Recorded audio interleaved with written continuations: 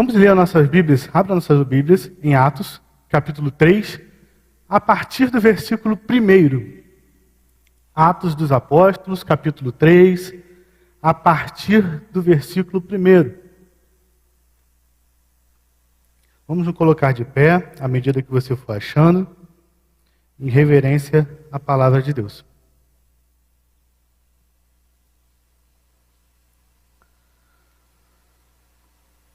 Diz assim a palavra do Senhor. Pedro e João subiam ao templo para a oração da hora nona.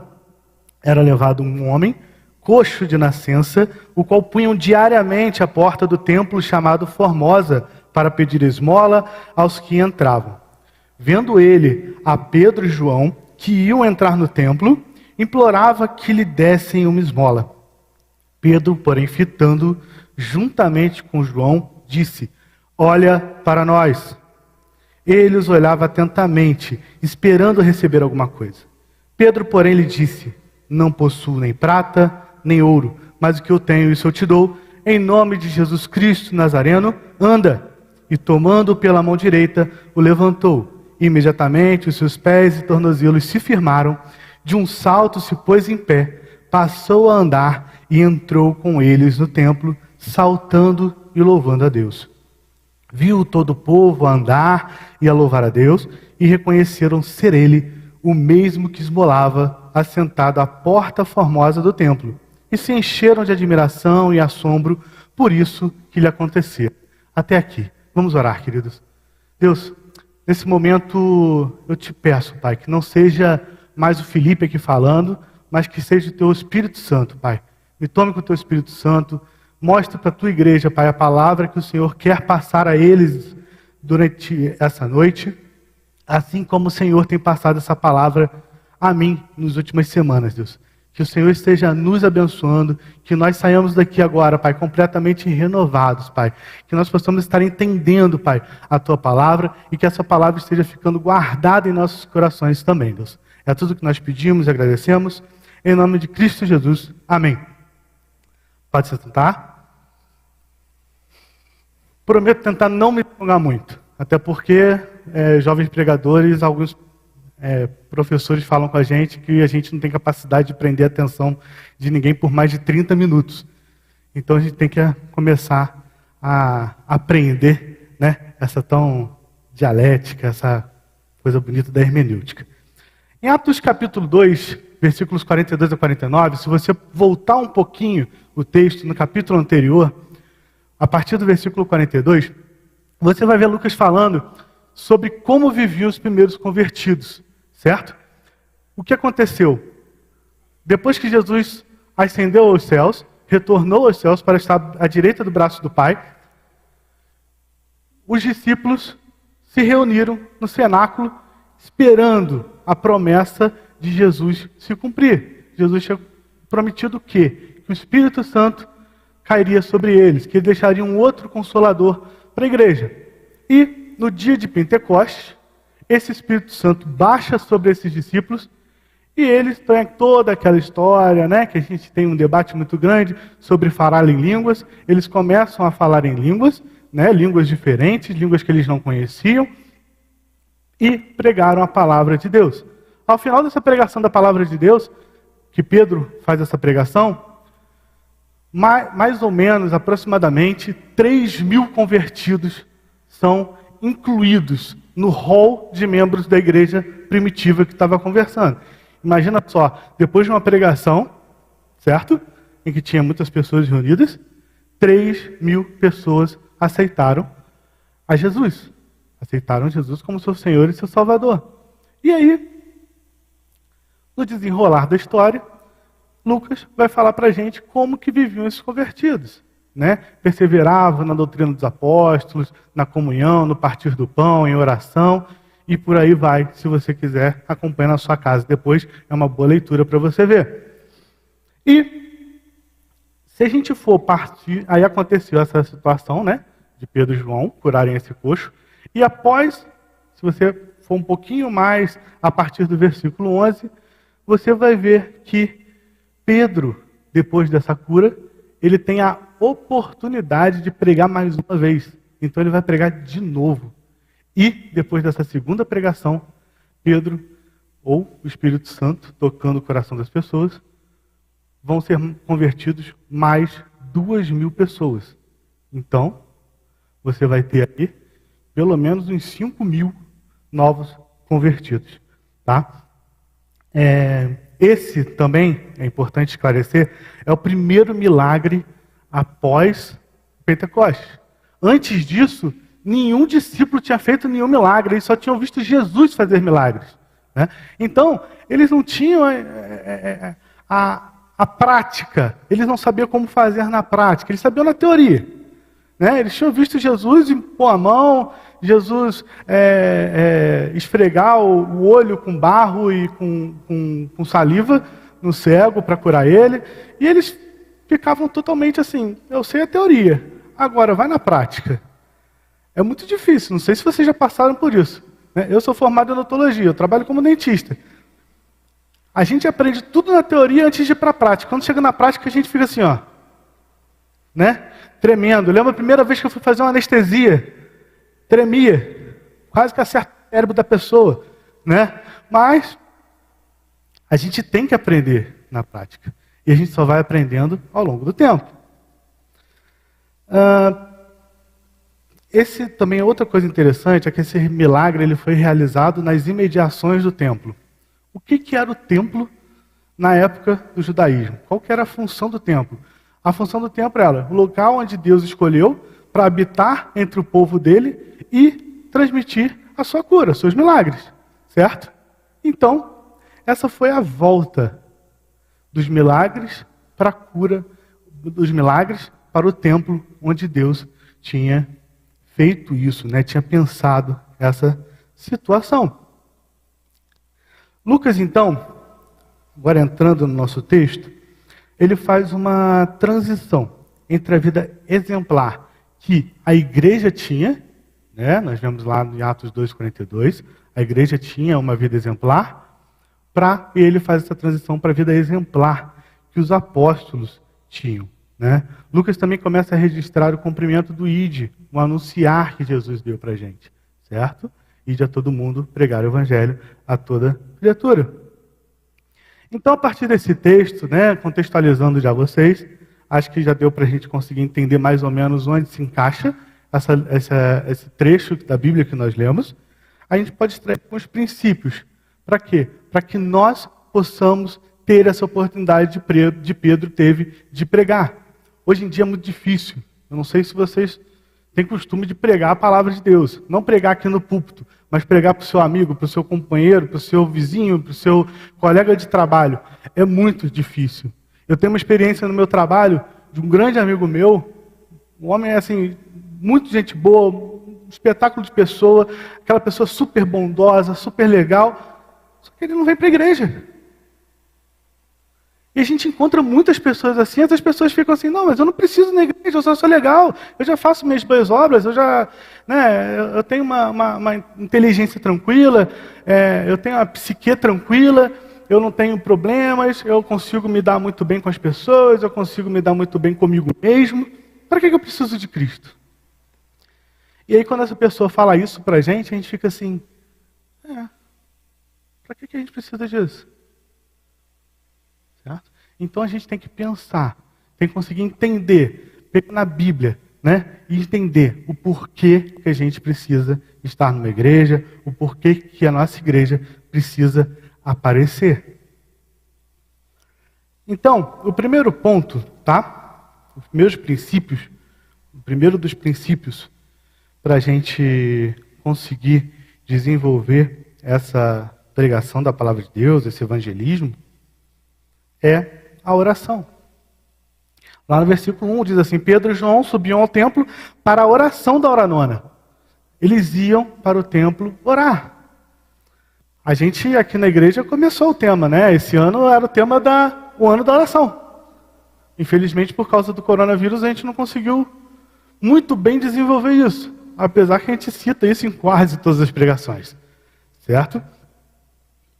E apesar do judaísmo, né, apesar de Pedro e João, dos discípulos, após a ascensão de Jesus, terem praticamente rompido com o judaísmo, as tradições e costumes do judaísmo continuavam a ser seguidos. O judaísmo tinha uma tradição de oração que era 3 turnos de oração.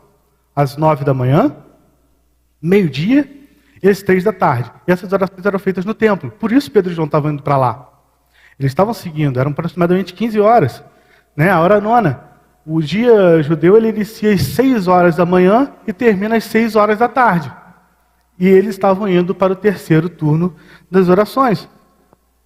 E a gente vai ver, se você for gostar de Atos, como eu gosto, sou apaixonado pelo livro de Atos, justamente porque ele mostra a história da igreja se formando, você vai ver que a todo momento Lucas fala sobre oração. Só para citar alguns. Em Atos 1,14, após Jesus subir aos céus, os discípulos permanecem unidos em oração. Está lá no versículo 1,14. Capítulo 1, versículo 14. Atos 6,4, quando os discípulos vão instituir os diáconos, certo? Teve aquele problema que as viúvas e os necessitados não estavam sendo atendidos propriamente pelos apóstolos, eles não conseguiam dar conta de tudo. Imagina, 12 darem conta de 5.000, mais ou menos. Eles começaram a ter problemas, então eles instituem os diáconos para ajudar essa tarefa. E os discípulos o que falam? Eles falam o seguinte, olha, vocês vão servir a essas pessoas e nós, os discípulos, os apóstolos, nós vamos nos consagrar à oração e à pregação. Em Atos capítulo 2, versículo 42, foi o texto que eu citei um pouco antes, a igreja perseverava em oração. Atos 4, 31, a igreja orou e o chão tremeu. Certo? Será que quando a gente ora hoje, o chão treme? Eu nunca mais vi isso acontecer. Aliás, eu nunca vi isso acontecer. Então, queridos, a igreja orava porque os discípulos oraram. Se os líderes da igreja não oram, a igreja não vai orar. E se a igreja não ora, os líderes da igreja também não vão orar. É uma simbiose, né? Um ajuda o outro, um acompanha o outro, um estimula o outro. A igreja também ela experimentava maravilhas porque os discípulos entendiam e conheciam o poder do nome de Jesus Cristo. A gente viu aqui a cura feita aqui por Pedro foi no nome de Jesus Cristo. A palavra de Deus, né, a pregação da palavra de Deus, o evangelismo, o evangelismo interpessoal, que a gente chama, né, que é aquele evangelismo 1 a 1, você ser um amigo da pessoa, você ser querido por ele e se mostrar de exemplo para ele. Essa palavra sem oração, isso é morto. Se você não estiver em oração e for tentar pregar para alguém, evangelizar alguém, não vai adiantar de nada. Desculpa te falar isso. Mas nada vai adiantar. Por quê? Você não vai ter orado. Você não vai saber. Deus, a partir da oração é que nós conhecemos Deus, é que nós estreitamos o nosso coração para o coração de Deus. E se você não ora, o seu coração vai estar distante de Deus. Então não tem como dar certo. Spurgeon, não sei se alguém já leu alguma coisa sobre ele, de vez em quando o pastor Luiz Gustavo ele cita nas pregações dele Spurgeon. Spurgeon era considerado o príncipe dos pregadores. Né? Era aquele cara que, na hora que ele subia no púlpito para pregar, todo mundo de ouvido em pé, porque ele só falava coisa boa. Era um cara legal, né? E ele falava, uma vez ele perguntado sobre o seu sucesso nas pregações, ele respondeu o seguinte: eu trabalho de joelhos, meu lugar santo de oração vale mais do que toda a minha biblioteca. Então, sem oração, não adianta nada. John Knox foi o fundador da igreja da Escócia, né? A igreja da Escócia, se ninguém sabe, é a igreja presbiteriana. Ele também tinha um clamor constante, que todos os livros falam isso. O clamor dele ele orava a Deus assim: Senhor, dá minha Escócia para Cristo ou eu morro. Se eu não conseguir levar a Escócia para Cristo, eu já posso morrer. O Senhor pode me tirar daqui. Não adianta mais. Então, queridos, líderes de oração fazem a igreja orar, crescer e se fortalecer. Infelizmente, a gente tem perdido aquelas senhoras de oração, né? A nossa rede de oração que a gente tem, né? As tias do coque, né? Que a gente fala que tem um contato direto com Deus. Elas estão, infelizmente, passando para a glória e não estão sendo substituídas. A gente não vê mais isso. Antigamente, eu lembro, minha época de adolescente, sempre tinha uma senhorinha que passava, meu filho, eu estou orando por você. Né? A SAF fazia as mães de oração. E eu não vejo mais isso. Ainda existe, mas eu não vejo mais com tanta frequência. Então a gente tem que entender que a oração ela é muito importante. E como que a gente pode ter uma vida, então, melhor de oração, Felipe? Se você está falando isso, como é que a gente pode fazer isso? A resposta é muito boba, mas é simples. Ora. Se você não começar a orar, você nunca vai ter uma vida de oração. Se você sempre ficar pensando e comprando livro, né? Tem livro do Tim Keller que fala sobre oração. Tem um monte de livro que fala sobre oração. Se você só ficar lendo livro sobre oração e não orar, desculpa, você não orou. Você não tem uma vida de oração. Você tem uma vida de estudo. Você sabe muito bem como que funciona uma oração. Agora, fazer uma oração, você não faz. Segundo ponto. Compaixão. Versículos 3 e 4, a primeira parte do versículo 4. Vai dizer assim: vendo ele a Pedro e João que iam entrar no templo, implorava que lhe dessem uma esmola. Pedro fitando. Então a gente vê aqui Pedro indo em direção ao templo, né? Eles mostram compaixão com aquele homem. Eles param, eles ouvem, eles escutam o que ele estava pedindo. E a gente também deve escutar aquelas pessoas. A gente deve saber o que as pessoas estão pedindo. As pessoas que estão aí fora, elas sempre estão pedindo alguma coisa. E a gente tem que saber entender o que é isso. Não é a pessoa vem e te pede um prato de comida e você dá uma oração. E você dá um abraço. A gente tem que entender qual é a real necessidade. Depois que você der o prato de comida e saciar o problema dela, aí sim, você começa o discipulado. Né? Aí você consegue o tratamento. Então a gente tem que conseguir entender o que essas pessoas estão pedindo.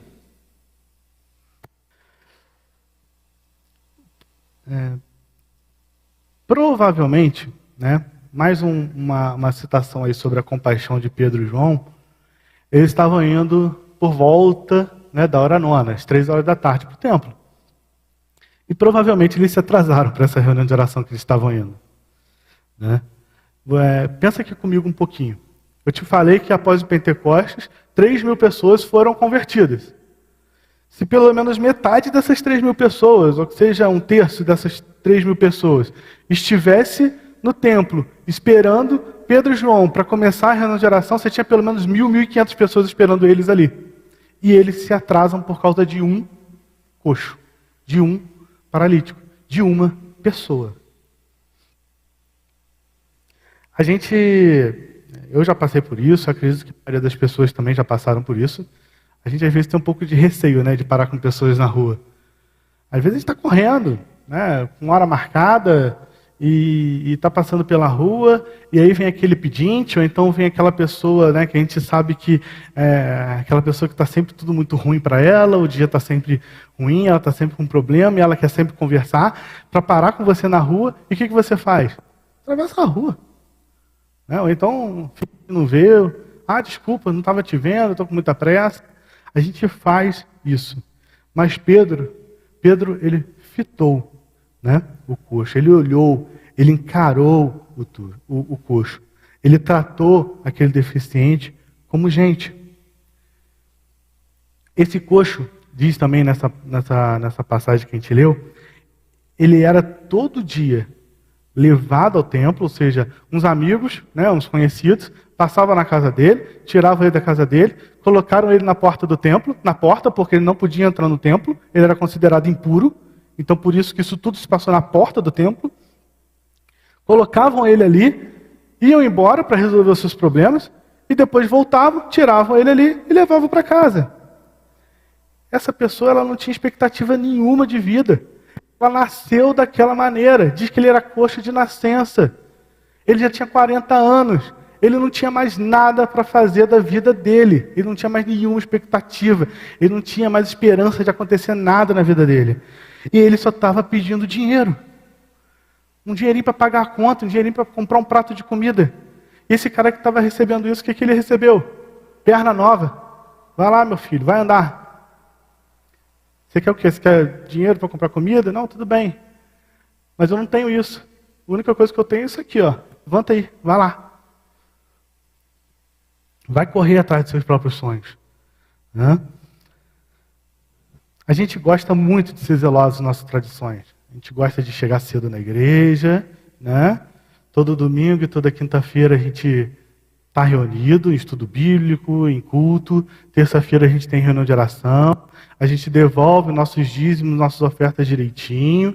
Né? A gente tem aquela vida perfeita de cristão. Mas a gente não olha para o outro. A gente só pode amar a Deus que a gente não vê se a gente amar o próximo, que é quem a gente está enxergando. Se você não enxerga Deus e ama a Deus, por que você não pode amar o próximo que você está vendo a necessidade dele? Eu tenho um problema muito grande, a André sabe disso. Toda vez que a gente está vendo um canal, tem um canal específico que passa sempre uma propaganda de Médicos Sem Fronteiras. Gente, é uma propaganda que eu falo, é quase que eu boto meu cartão de crédito e falo assim, bota tudo, vai, pode passar tudo. Porque aquilo é uma tristeza. É complicado a gente ver isso. A gente quer ajudar. E a gente precisa ajudar. Só que lógico, eu não estou dizendo aí que você tem que sair por aí, colocando a mão na cabeça de todo mundo e falando assim, vai, levanta e anda. Vamos lá. Quem quer ser curado agora? Não é assim. Mas a gente tem que saber ter compaixão. A gente tem que saber conhecer as pessoas. E como que a gente pode demonstrar compaixão, então? Trate os outros de maneira... Trate as pessoas como pessoas. É simples. É pronto. O terceiro ponto que eu quero tratar com vocês é o exemplo. Tá? Nos versículos, a partir do versículo 4, onde eu parei, até o versículo 6, Lucas vai dizer assim, Pedro, juntamente com João, disse, olha para nós. Ele os olhava atentamente, esperando receber alguma coisa. Pedro, porém, lhe disse, não possuo nem prata nem ouro, mas o que eu tenho, isso eu te dou. Em nome de Jesus Cristo Nazareno, anda. Eu já disse aqui, gente, era 3 horas da tarde. Se o dia do judeu terminava às 18 horas, eles tinham mais 3 horas de dia. Não tinha energia elétrica. Eles não iam para casa e ficavam assistindo Netflix depois. Certo? Eles iam para casa dormir. Eu imagino que esses caras, esses homens, estavam cansados. Eles tinham trabalhado o dia inteiro. Provavelmente eles já tinham ido na reunião das 9 da manhã, na reunião de meio-dia, e agora estavam indo na reunião das 3 da tarde. Eles estavam doidos para ir para casa. E o paralítico, ele pede uma esmola. E aí é muito interessante o que Pedro fala. Pedro, ele fita o paralítico e ele diz, olha para nós. Ele chama a atenção do paralítico. Ele pede que o paralítico olhe para ele. E aí a gente vai pensar assim, pô, agora Pedro feriu a nossa teologia, né? Porque a gente foi criado. Quem foi criado na igreja ou tem algum convívio de igreja sabe. A gente escuta os mais velhos falando, olha, o que a mão direita faz, a esquerda não tem que ficar sabendo. Ou então, a gente não olha para o homem não, olha para Jesus, que os homens não têm nada a ver. Os homens são pecadores. Não adianta nada você olhar para os homens. Só que Pedro olha e fala, olhe para nós. E aí você pensa, Pedro, você está muito doido, Pedro. Você está com algum problema, cara. Você fazia sempre aquelas perguntas meio estranhas para Jesus, nunca conseguia entender o que Jesus falava para vocês. Pedro negou Jesus, né? Pedro cortou a orelha do soldado que foi prender Jesus. Então assim, pô, Pedro, de novo, hein, Pedro? Mais uma vez, Pedro, você errou? Mas a gente tem que entender que Pedro ele não teve nossa escola dominical, Pedro não foi para o nosso seminário, ele simplesmente aprendeu aos pés de Jesus. E se ele aprendeu aos pés de Jesus, eu acho que é mais importante. Então, não é você olhar para a pessoa que está fora e falar com ela, olha para nós, no sentido de se vangloriar. É no sentido que você é uma personificação de Cristo. Você segue o que Cristo faz. Então, se você segue o que Cristo faz, aquela pessoa deve olhar para você e ter você como referência. Até porque você é pecador igual a ela. Então, ela vai entender que nada é perfeito. A gente não consegue ser perfeito, infelizmente. A gente só vai conseguir ser perfeito quando a gente for para o céu. Paulo, em Coríntios, na sua carta aos Coríntios, ele diz que nós somos como cartas de Cristo. Eu te pergunto, qual é a função de uma carta? A função de uma carta é transmitir, é mostrar, é comunicar alguma coisa.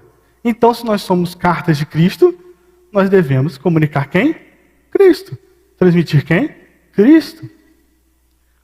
Eu te pergunto, você consegue ler uma carta, saber do conteúdo dela, se você não estiver enxergando essa carta?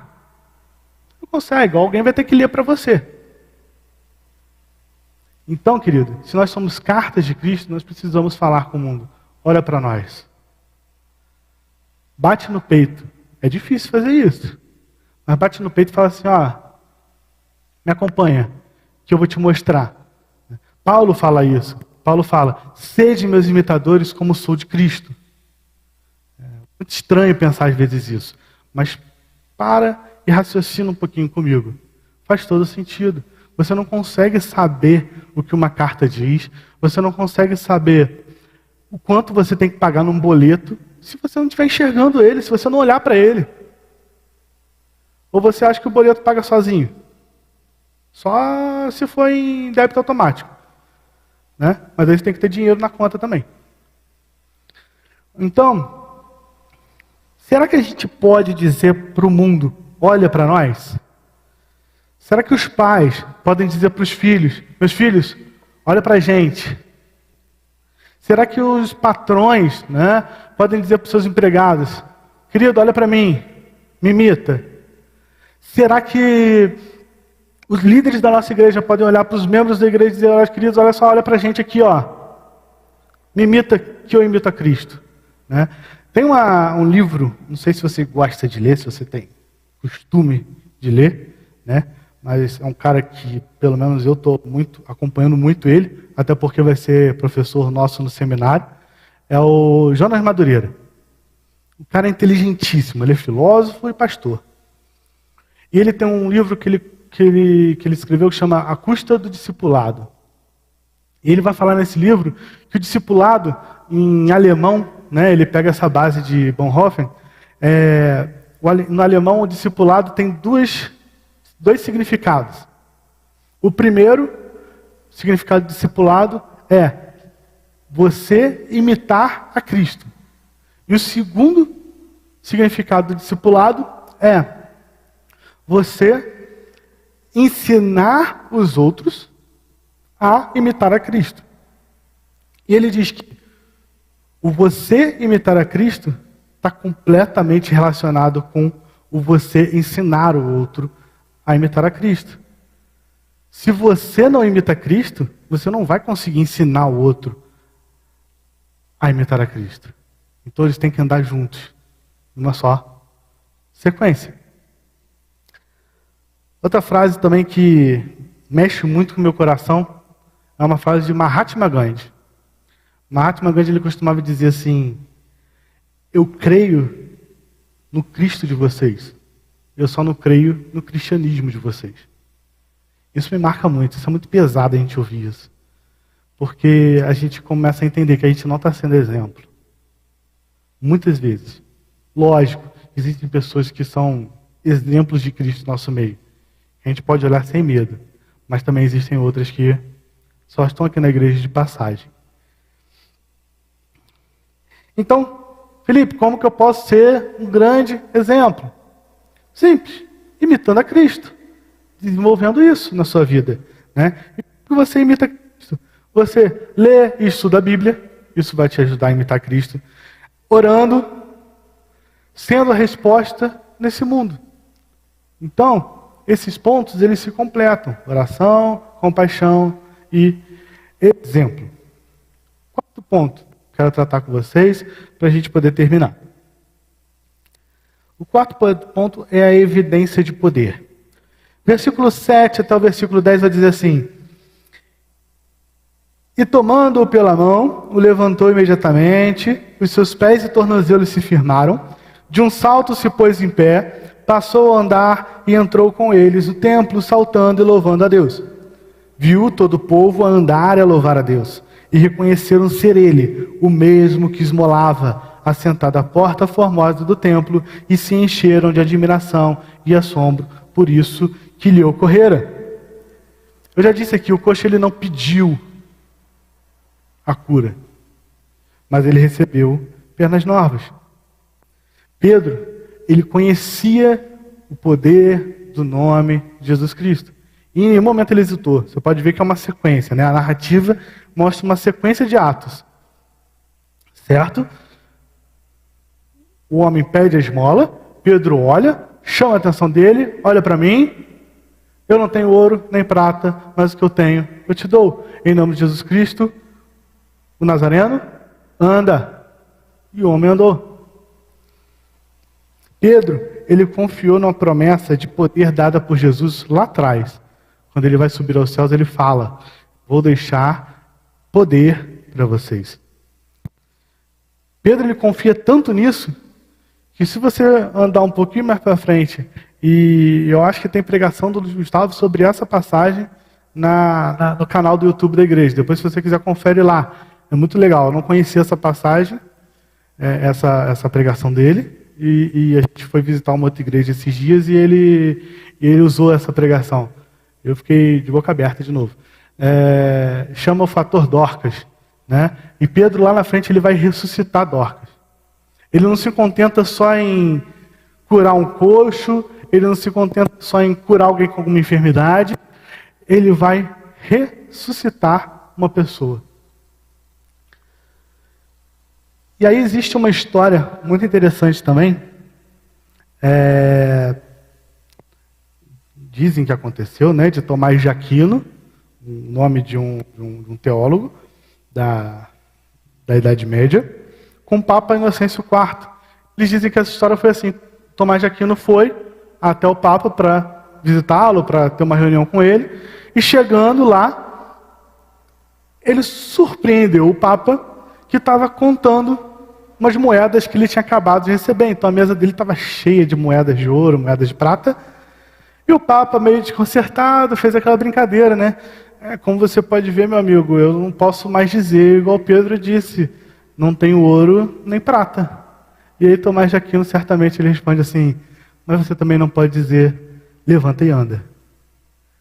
Né? Hoje, a igreja ela tem muito ouro e prata. A igreja ela tem, olha só, a gente se reúne num templo muito bonito, a gente tem a transmissão pela internet, a gente tem data show, a gente tem som, tem iluminação, a gente tem estacionamento, a gente tem todas essas salas. A gente tem situação financeira tranquila, confortável, né? Só que será que a nossa igreja pode também colocar a mão sobre alguém e falar assim, levanta e anda? Será que a gente pode botar a mão sobre alguém e falar assim, você está curado em nome de Jesus? Será que a gente pode chegar para o mundo aí fora e falar assim, olha para mim?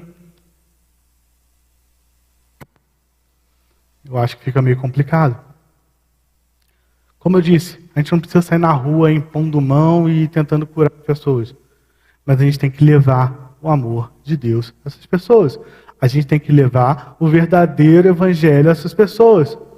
Queridos, o mundo está cheio de gente sedenta. Ainda não perdeu isso. O mundo ainda está sedento por Cristo. Só que ele está sedento do Cristo verdadeiro. O problema é que a gente quer pregar o Cristo falso. Né? Você vê por aí pessoas, né, algumas teologias erradas dizendo, não, vem para Jesus, seus problemas não vão acabar. Ou então, não, vem para Jesus que você vai ganhar um carro. Não, vem para Jesus que você vai ter onde morar.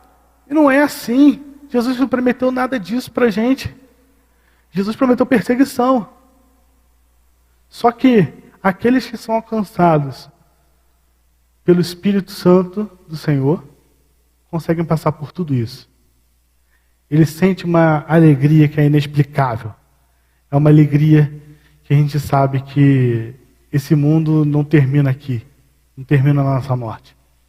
Esse mundo, ele não tem fim, ele é eterno. E a gente sabe que a gente vai estar com Deus nessa eternidade. Então essa é a nossa alegria, essa é a promessa que nós recebemos. O problema é que a igreja ela só tem pregado para os ouvidos, ela não tem pregado para as visões, para os olhos. Algumas pessoas precisam ver para crer.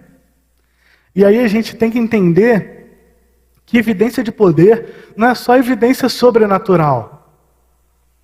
Eu falo muito isso com pessoas próximas a mim. Eu tenho um exemplo muito claro de cura de milagre que aconteceu aqui na cidade de Friburgo, que eu não sei quem lembra, mas alguns anos atrás a gente orava por um menino chamado Conrado. A gente orava por ele, eu vi vários pastores impondo a mão sobre ele, na tentativa de curá-lo, e nenhum curou. Só que o que aconteceu? De maneira miraculosa, que eu não sei como, ele conseguiu juntar uma quantidade suficiente de dinheiro, não sei quantos $1.000, para poder ir para os Estados Unidos fazer uma cirurgia. E esses dias a gente viu um vídeo que ele está super bem andando. Isso não é milagre? Isso é um milagre. Não é um milagre sobrenatural, mas é um milagre natural. Ele ter conseguido juntar esse dinheiro é um milagre. É a mão de Deus pesando sobre ele. Então, queridos, a gente tem que começar a perceber também milagres naturais. A gente tem que ficar só pensando em milagres sobrenaturais. Ah, eu quero ver um paralítico andar, eu quero ver um paralítico pular, eu quero ver alguém com câncer ser curada, eu quero ver alguém ressuscitar. Não precisa. Deus já deixou a revelação dele aqui na Bíblia. A gente tem tudo isso para a gente ouvir e a gente tentar enxergar. E também a gente tem os milagres também naturais. Lógico, pode acontecer milagres sobrenaturais? Com certeza. Deus é Deus. Se Ele quiser fazer, Ele vai fazer. Mas a gente não tem que ficar focado nisso. Então, como a gente pode evidenciar milagres? Justamente isso que eu acabei de falar. Reconhecendo Deus nas coisas naturais e nas coisas sobrenaturais também. Então, queridos, para a gente terminar, quais são esses princípios da pregação da palavra que a gente conseguiu ver nesse texto? O primeiro é a oração. Então, como que eu posso orar mais? Orando. O segundo, milagre. Compaixão. Certo? Como que a gente pode ter mais compaixão? Tratando pessoas como pessoas. Terceiro, exemplo. Como que podemos ser um exemplo melhor? Imitando a Cristo, né? Cumprindo o discipulado que a gente disse, que é o quê? É você seguir a Cristo, imitar a Cristo, e cumprindo aquele segundo passo do discipulado, que é ensinando pessoas a imitar a Cristo. E o quarto, evidência de poder. Como que a gente pode evidenciar mais poder? Enxergando Deus no natural e no sobrenatural, certo? Então, a gente seguindo essas ações, certo? A gente vai conseguir abrir portas do coração das pessoas para a pregação. Lá no versículo 11, só para a gente finalizar, Lucas vai dizer assim: apegando-se ele quem? O coxo, a Pedro e João, vejam que ele já entrou no templo. Ele foi curado, então ele agora não é mais aquela pessoa deixada de lado, não é mais aquela pessoa que era marginalizado pela sociedade judaica. Ele entra no templo. Ele entra no templo, se apega a Pedro e João, fica do lado deles, comemorando, pulando, correndo, E todo o povo correu atônito para junto deles, no pórtico chamado Salomão. Nesse momento que o povo corre em direção a Pedro e João, o que Pedro faz? Palavra, pregação. Vamos lá. Vou ensinar vocês agora. E mais 2.000 pessoas são convertidas. E para aquelas pessoas também, essa pregação não é só para pessoas que estão dentro da igreja, também são pessoas para fora da igreja também, que a gente também tem que entender isso dentro de uma pregação. As pessoas que às vezes não conhecem Jesus, estão aprendendo agora. Quais são os princípios? Querido, siga esses princípios, se prepare desde cedo, porque vai chegar uma hora que você vai querer falar da palavra de Deus e você vai precisar entender esses princípios. Mais uma vez eu digo, as pessoas elas ainda estão sedentas do Evangelho, mas do verdadeiro Evangelho. O grupo de louvor pode estar subindo. Querido, abaixe sua cabeça. Esteja no momento de oração, no momento de introspecção. Deixe essas palavras falarem as suas corações.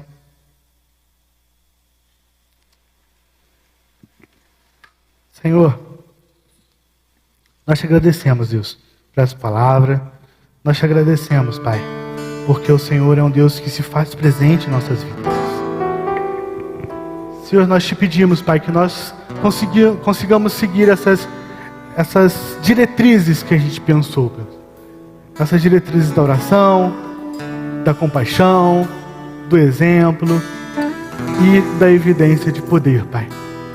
Que o Senhor esteja tocando nossos corações e que nós possamos estar tendo coragem, a intrepidez dos apóstolos lá em Atos de pregar a Tua palavra a toda e qualquer pessoa, sem medo de morte, sem medo de perseguição, sem medo de nada, Deus. É muito fácil, Senhor, quando nós podemos pregar sem sermos perseguidos. Mas a perseguição está chegando, Deus. Ela está chegando e nós precisamos nos preparar. Deus, esteja com o nosso Espírito Santo, seja sobre nós, com o Teu Espírito Santo, Deus, nos dando intrepidez, nos dando conforto, nos dando renovo, para que nós possamos estar pregando o Seu Evangelho a toda criatura, Deus. Que o ID esteja sendo cumprido.